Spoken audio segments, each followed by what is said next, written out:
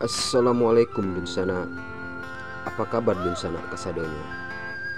Kali ini pastinya kita akan kembali membahas seputar fakta unik, sejarah, budaya, tokoh, dan mitos seputar Minangkabau. Etnis Mandailing atau sering pula didialekkan Mandailing adalah suku bangsa yang mendiami 3 provinsi di Pulau Sumatera, yaitu Provinsi Sumatera Utara, Provinsi Sumatera Barat, dan Provinsi Riau, Indonesia. Orang Mandailing di Provinsi Sumatera Utara berada di Kabupaten Mandailing Natal, Kabupaten Padang Lawas, Kabupaten Padang Lawas Utara, Kabupaten Tapanuli Selatan, Kabupaten Labuan Batu, Kabupaten Labuan Batu Utara, Labuan Batu Selatan, Kabupaten Asahan, dan Kabupaten Batubara. Sedangkan di Provinsi Sumatera Barat berada pada Kabupaten Pasaman dan Kabupaten Pasaman Barat, dan di Provinsi Riau berada di Kabupaten Rokan Hulu. Pada awal masa penjajahan Belanda, semua wilayah Mandailing awalnya masuk dalam Keresidenan Mandailing atau Residen Mandailing di bawah Sumatran West Coast Government atau Gubernur Pesisir Barat Sumatera, bersama-sama Keresidenan Padang Laut dan Keresidenan Padang Darat. Ketika Kesultanan Barus berhasil dikuasai Belanda setelah perjanjian di London Traktat London Sea antara Kerajaan Inggris dan Kerajaan Belanda yang menukar guling wilayah Sumatera bagian utara yang awalnya diklaim Inggris dan wilayah Kalimantan bagian utara yang awalnya telah dikuasai Belanda, termasuk Afdeling Tanah Batak, Negeri Toba, dan Negeri Silindung yang kala itu berada di bawah Kesultanan Aceh. Keresidenan Mandailing dihapuskan.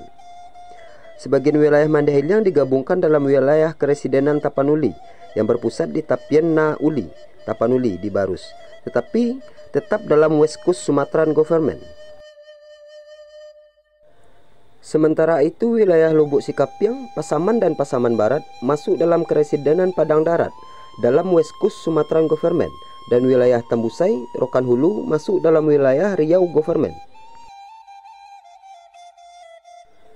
Di lain pihak, sebagian lagi wilayah Mandailing masuk dalam Oos Coast Sumatran Government atau Gubernur Pantai Timur Sumatera, yaitu wilayah Labuan Batu, Asahan, dan Batubara.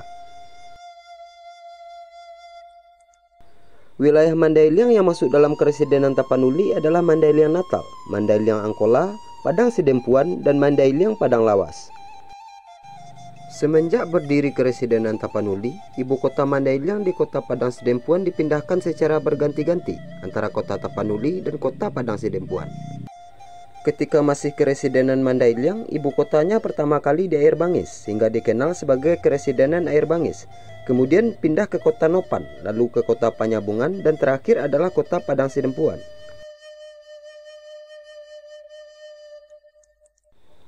Wilayah Keresidenan Mandailing inilah yang disebut sebagai wilayah Kesultanan Mandailing, dengan sultan terakhirnya adalah Raja Gadumbang Nasution. Setelah itu, pemerintah Mandailing terpecah belah dalam beberapa kuria yang dibentuk oleh Belanda dalam rangka Divide et Impera hingga mencapai 50 kuria. Kuria sendiri berasal dari bahasa Arab, yaitu kuria, yang berarti negeri, yang sering dipakai istilah dalam pemerintah Darul Islam Minangkabau selama masa Perang Padri untuk menggantikan istilah nagari atau negeri. Wilayah Kesultanan Mandailing juga dikenal sebagai Kesultanan Pagaruyung Utara yang dahulu terpecah akibat turun tahtanya Raja Pagaruyung Daulat yang dipertuan Raja Naro pada awal abad ke-19 yang digantikan Daulat yang dipertuan Muningsah II oleh Baso dan Ampek Balai, 4 raja yang merupakan pengawas tahta raja-raja Pagaruyung secara turun-temurun menurut adat yang berlanjut dengan Perang Padri. Namun perpecahan ini sudah disatukan semenjak Anwar Nasution yang mewakili pihak Kesultanan Pagaruyung Utara yang berpusat di Aie Nagali, Aie Mendingin di Batang Natal. Beberapa tahun lalu diundang pihak keluarga Kesultanan Pagaruyung di Batu Sangkar untuk kembali bersatu setelah 200 tahun terpecah kongsi akibat perang saudara. Pada masyarakat Minangkabau, nama Mandailing atau Mandailing menjadi salah satu nama suku atau nama keluarga dari garis ibu yang ada pada masyarakat Minangkabau.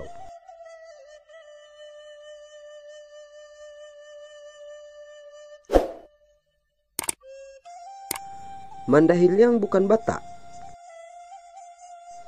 Dalam rangka Divide et Impera, banyak sejarawan asing yang dipengaruhi pemikiran Gubernur Jenderal Hindia Timur, Thomas Stanford Raffles, dalam rangka kristenisasi, menjadikan Mandailing menjadi salah satu subsuku dari Batak. Secara administrasi, pemasukan Mandailing dalam subetnik Batak dimulai pada masa pemerintahan Belanda pada awal abad ke-20 lalu. Walaupun orang-orang Mandailing yang mewakili raja-raja Kuria menolak untuk dimasukkan ke dalam subetnik Batak. Akibatnya muncul peristiwa yang dikenal sebagai riwayat tanah wakaf bangsa Mandailing di Sungai Mati, Medan pada tahun 1925 hingga berlanjut ke pengadilan. Akhirnya berdasarkan hasil keputusan pengadilan pemerintah Hindia Belanda di Batavia, Mandailing diakui secara etnis terpisah dari Batak. Karena berdasarkan de facto etnis Batak sendiri sebenarnya lebih muda daripada etnis Mandailing. Berdasarkan silsilah yang diakui etnis Batak sendiri dalam Tarombo, si Raja Batak merupakan nenek moyang orang Batak. Ibunya yang bernama Daek Boru Parujar berasal dari etnis Mandailing. Jadi sebelum ada etnis Batak, etnis Mandailing sudah ada. Etnis Mandailing sendiri menurut silsilahnya berasal dari etnis Minangkabau.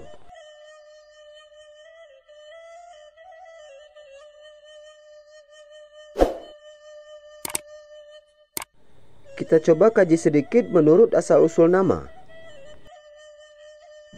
Mandailing atau Mandahiling diperkirakan berasal dari dua kata dari bahasa Sanskerta, yaitu Mandala dan Holing. Mandala berarti pusat dari federasi beberapa kerajaan, sedangkan Holing, Hiling, Kalingga berasal dari nama kerajaan Kalingga. Kerajaan Kalingga diperkirakan berdiri sebelum digantikan kerajaan Sriwijaya pada abad ke-7 dengan raja terakhirnya Sri Paduka Maharaja Indrawarman, putra dari Ratu Sima. Sri Maharaja Indrawarman juga merupakan saudara kandung dari Raja Sanjaya yang membentuk Mataram Hindu di Pulau Jawa. Setelah menikahi Ratu Galuh, yang di kemudian hari disebut juga sebagai Kerajaan Medang, yang raja-rajanya bergantian antara keturunan Syailendra dan Sanjaya, yang diikat dalam tali perkawinan antara keturunan keduanya, untuk mengakhiri peperangan antara dua wangsa keturunan Wijaya itu, yaitu Wangsa Sanjaya dan Wangsa Syailendra. Dalam bahasa Minangkabau, Mandailing juga bisa diartikan sebagai Mandai hilang, yang dimaksud ibu yang hilang. Oleh karenanya ada pula anggapan berdasarkan silsilah yang mengatakan bahwa masyarakat Mandailing berasal dari kerajaan Pagaruyung di Minangkabau. Itu sebabnya bahasa Melayu dialek Minangkabau masih dikenal luas sebagai bahasa asli di wilayah penyebaran etnis Mandailing di Sumatera.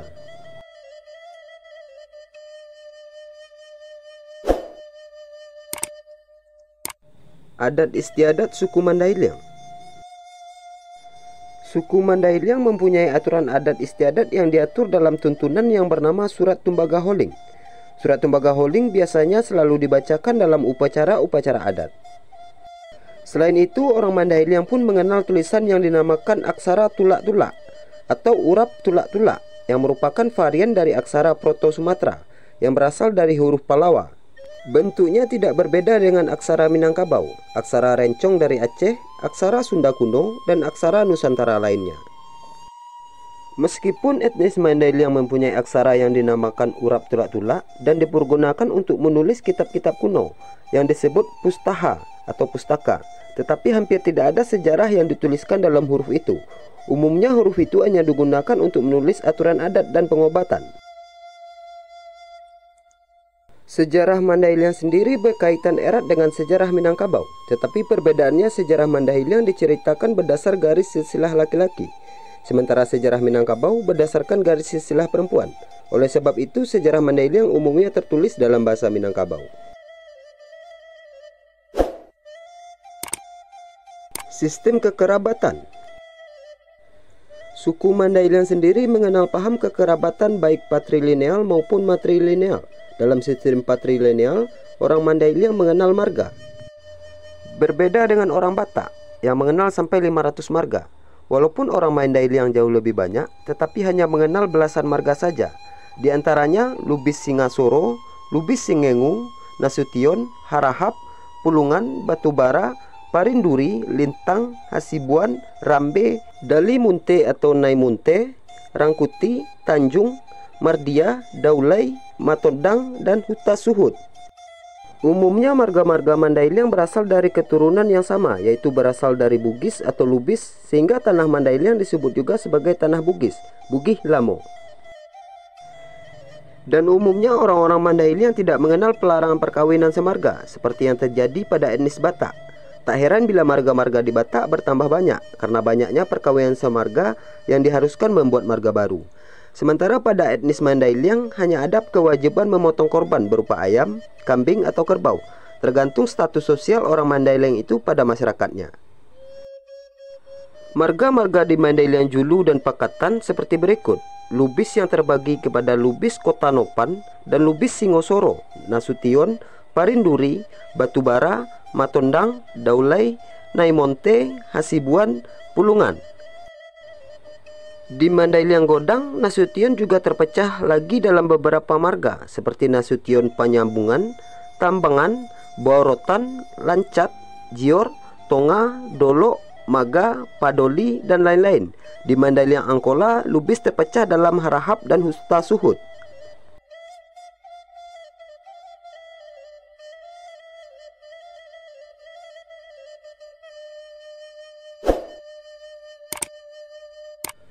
Kesenian tradisional. Kesenian tradisional yang ada di Mandailing antara lain sebagai berikut: Sibaso, Gordang Sambilan, Tarian Tortor, Moncak atau Poncak, Markusip, Ende-ende, Turi-turian, dan Saluang.